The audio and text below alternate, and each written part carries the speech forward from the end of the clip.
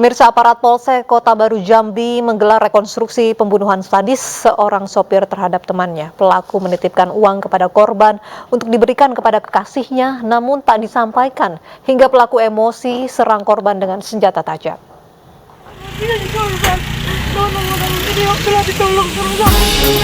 Ermawati Bibi Rinaldi Saputra, korban pembunuhan yang dilakukan temannya sendiri, histeris usai menyaksikan jalannya rekonstruksi pembunuhan terhadap keponakannya. Diketahui pembunuhan dilakukan oleh Petrus Konsius Geli, seorang sopir truk yang tak lain teman sejawatnya. Ermawati menuntut keadilan agar pelaku dihukum seberat-beratnya. Ayo saya udah telah tegak sejak anak yang meninggal. Anak paling kecil. Kami minta dihukum seberat-beratnya. Kami tidak ada daya upaya. Kami orang susah. Kami minta dihukum seberat-berat setimpal dengan perbuatannya. Dalam rekonstruksi sebelum terjadi pembunuhan, pelaku sempat bertemu korban dan menitipkan uang sebesar 1 juta rupiah. Dalam rekonstruksi sebelum terjadi pembunuhan, pelaku sempat bertemu korban dan menitipkan uang sebesar 1 juta rupiah untuk kekasihnya. Pelaku sempat menanyakan uang titipannya kepada korban, namun korban tidak menjawab. Pelaku yang tersulut emosi langsung mengambil parang dari dalam mobil, lalu menyerang korban, lalu melarikan diri. Akibat perbuatannya, pelaku terancam pasal 338 KUHP dengan ancaman hukuman di atas 10 tahun kurungan penjara. Antara korban dengan tersangka ini terjadi adalah teman. Ini mereka ini teman, dan mereka ini adalah teman sejawat juga. Nah, sebelum dia berangkat, dia ada nitip uang kepada si korban untuk mengasih kepada pacarnya. Nah, rupanya uang itu tidak ditelepon oleh tersangka kepada kekasihnya, lupa tidak dikasihkan, maka ditelepon kepada si korban. Itu tadi. Dari tiburan itulah maka terjadilah 338 itu. Oke, saat itu korban sendiri mendatangi pelaku itu bersama dengan wanita itu atau kekasih daripada pelaku? Sendirian. Sebelumnya warga Jambi dihebohkan dengan kasus penganiayaan terhadap seorang pria. Korban tergeletak di pinggir jalan dengan luka aniaya senjata tajam di kepala. Usai menganiaya korban, pelaku yang berusaha kabur langsung diringkus aparat kepolisian yang tak jauh dari lokasi.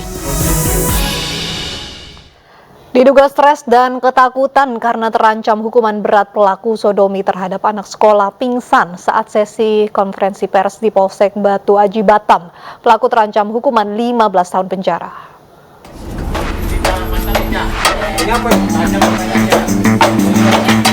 Ahmad Reza, karyawan sebuah perusahaan elektronik di Batam ini hanya bisa menunduk dan gemetar saat polisi menggiringnya dari tahanan Mapolsek Batu Aji. Ahmad ditangkap polisi atas laporan Ika, ibunda GS, korban kekerasan seksual pelaku Ahmad. Saat ditangkap dan dihadirkan dalam sesi konferensi pers di hadapan media, Ahmad yang dihadirkan tiba-tiba jatuh pingsan. Beruntung polisi yang mendampinginya segera menyambut tubuh pelaku sehingga tak terhempas ke lantai. Pelaku Ahmad langsung digotong kembali ke ruang penyidik.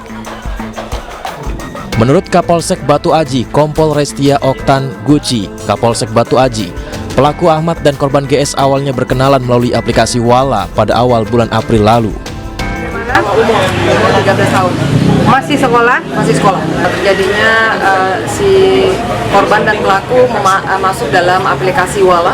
Aplikasi Wala ini adalah aplikasi yang dimana komunitas gay yang mereka bisa bertukar handphone di sana dan mereka temu janji di sebuah kosan si pelaku, dan si pelaku membujuk rayu dan terjadilah perbuatan pencabulan terhadap sesama pria itu. Pengakuan dari korban dan pelaku itu 3 kali. Atas perbuatannya, pelaku Ahmad dijerat Undang-Undang Perlindungan Anak dan terancam hukuman maksimal 15 tahun penjara. Dari Batam, Kepulauan Riau, Gusti Yenosa, iNews melaporkan. Pasca dibukanya posko DVI antemortem korban pembunuhan Mbah Slamet, sejumlah pelapor mulai berdatangan. Polisi pun melakukan tes DNA bagi keluarga korban.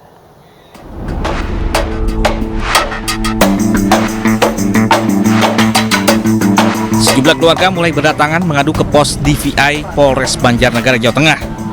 Warga melaporkan anggota keluarganya yang hilang yang diduga menjadi korban pembunuhan oleh dukun palsu pengganda uang Slamet Tohari.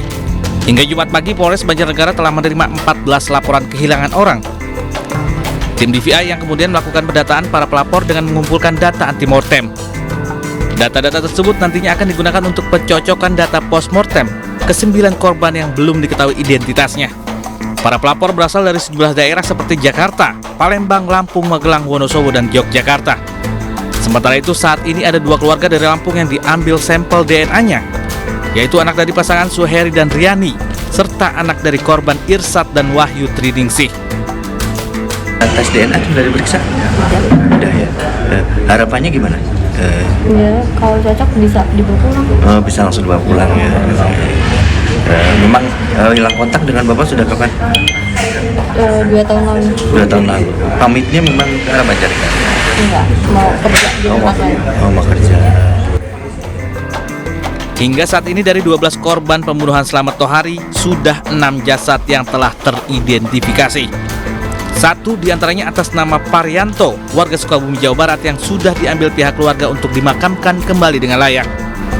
Masyarakat yang akan melaporkan kehilangan anggota keluarganya diminta membawa identitas korban berupa KTP, ijazah, dan foto korban. Petugas juga akan mengambil sampel DNA dari keluarga untuk dilakukan pencocokan.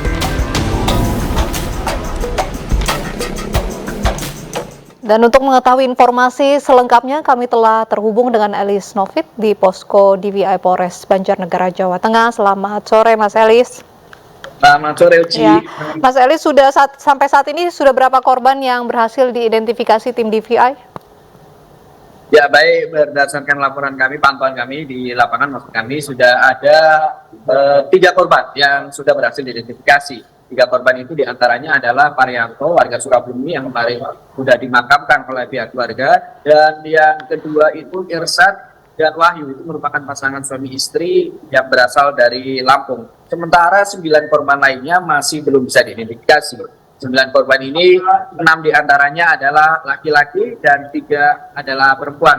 9 korban ini saat ini sudah dimakamkan di TPU Desa Balut, Kecamatan Wanayasa, Banjarnegara, Jawa Tengah. Namun dengan didirikannya pos dari DVI ini, saat ada keluarga yang menghubungi dan nanti dilakukan cek postmortem dan antemortemnya cocok, nanti bisa digali dan bisa dikembalikan atau diserahkan kepada pihak keluarga. Sampai saat ini, sore ini, Jumat sore, sudah ada 17 laporan yang masuk tentang warga yang merasa kehilangan anggota keluarganya dan ada riwayat kontak dengan dukun Slamet Tohari. Dari antara 17 laporan warga itu, diantaranya berasal dari berbagai daerah di Indonesia, diantaranya ada dari Jogja, Jakarta, Magelang, Palembang, Lampung, Tasik, dan juga Wonosobo. Dan pemirsa, dapat kami sampaikan juga, kami baru saja menerima informasi dari Rumah Sakit Umum Daerah bahwasanya 2 korban atas nama Irsad dan Wahyu baru saja dibawa pulang keluarganya karena memang hasil tes kecocokan antara postmortem dan antemortem cocok sehingga langsung diserahkan oleh pihak keluarga. Sementara terkait pelaku, sampai saat ini polisi masih terus melakukan pengembangan dan pemeriksaan. Untuk upaya pencarian sementara dihentikan karena masih menunggu pengakuan interogasi dari pelaku yang sampai saat ini masih terus dilakukan oleh pihak kepolisian. Ya, Elis, 9 korban ini belum dapat diidentifikasi. Apakah karena belum ada pihak keluarga yang melapor sehingga belum ada sampel DNA untuk pembanding begitu, Elis?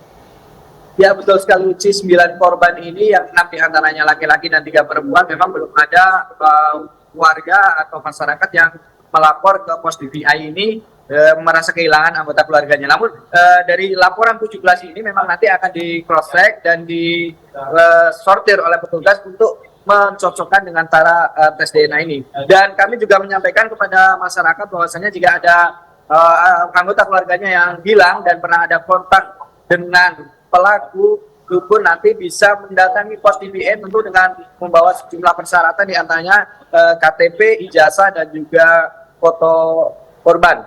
Baik, terima kasih Elis Novit atas informasinya dari Posko DVI Polres Banjarnegara. Pemirsa, PT Perusahaan Listrik Negara Persero menggelar apel siaga kelistrikan untuk menjaga pasokan listrik selama Hari Raya Idul Fitri 1444 Hijriah. Sebanyak 2.300 posko siaga kelistrikan dan puluhan ribu personil disiagakan sejak tanggal 15 hingga 30 April 2023.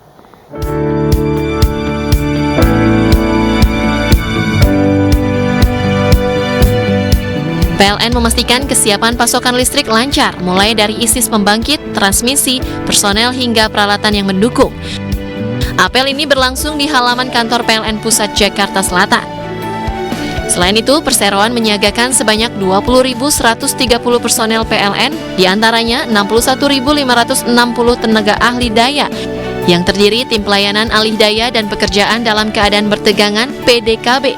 PLN juga menyediakan alat pendukung yakni 1.478 genset, 559 uninterruptible power supply, 925 unit gardu bergerak, 16 unit trafo mobile, 259 crane, 3.260 mobil, dan 3.395 motor.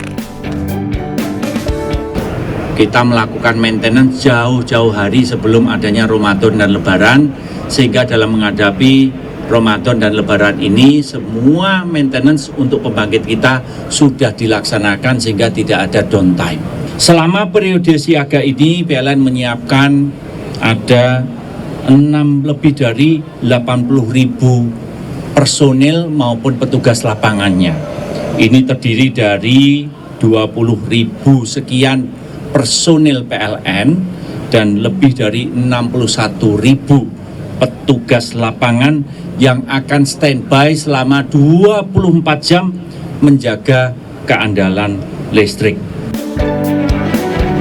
Selain itu, PLN juga memberikan imbauan kepada masyarakat, terutama sebelum mudik, agar melakukan pemeriksaan listrik dan memastikan seluruh alat elektronik sudah dicabut dari aliran listrik, serta tidak lupa membayar tagihan pembayaran listrik.